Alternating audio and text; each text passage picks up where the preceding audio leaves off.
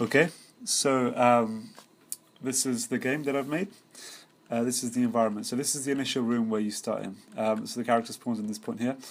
And what we can see is it's quite a small constricted room with pipes, kind of concrete walls with decals on them, so all around them, and an intense light from below. So below here we can see a series of pathways, stairs, objects in the distance. So the idea behind this was to create a feeling of scale, kind of awe, curiosity.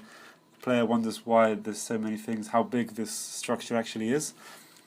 And this was done using low poly modeling techniques, Decimation Master and ZBrush, and the use of fog also helps create that feeling of depth.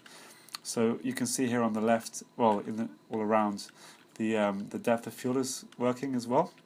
So we can see that on the pipes above and here on the walls, and that's to create a feeling of depth again. So over here we can see the smoke, atmospheric effects which hit the player.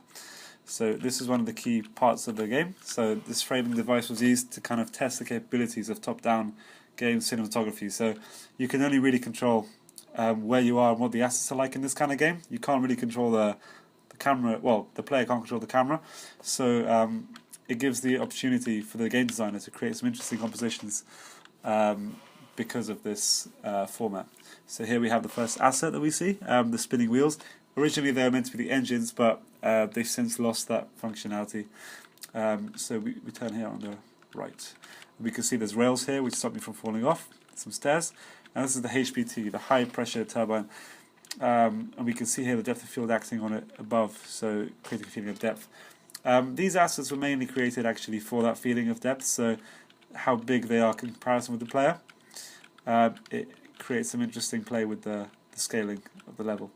They're quite imposing, and they're also one of the main assets in the scene. So here on the right we can see pipes, we can see decals, quite grimy, grungy textures. Here in the middle we have a large platform. We can see something hinted at in the middle there. Some adhesive materials make the object kind of stick out a little bit. We're not quite sure what's there yet though.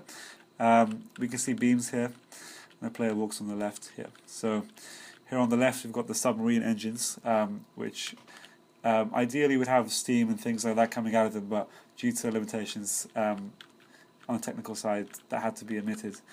Here we have the boiler part, which is one of the main parts of the scene actually, and you can see it gets progressively more kind of grimy and unclean as we get to there. So the walls are completely, devastated by wear and tear and kind of those kind of things. There's decals which achieve that effect. So the decals here on the floor are like scorch marks and coal, ashes, those kind of things. Particle effects were used to make the fire and the smoke.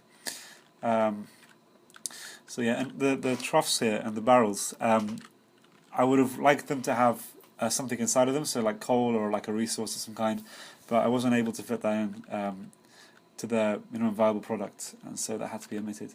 So here on the right we have the overhead lights, so let's let the exposure adjust. These were mainly created to help create a feeling of depth and kind of also frame the composition in an interesting way. Originally this was going to be the end, so this would go through to another room, but I omitted that because it wasn't necessary for the purpose of the assignment. So we can see the rails here on the bottom here. You can't get to this level, but it's just playing with lighting to create some nice shadows. The boilers, grungy decals on the floor. No fire effects though, because it would need to be optimized for that to be a feature. So up here we have the platform, and this is the main asset in the game. So this is the hero kind of thing. It's got kind of like a biblical almost intention behind it.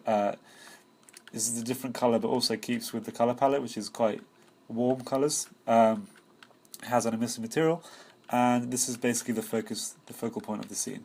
So yeah, that concludes the run through making of section of the report, and yeah, thank you for listening.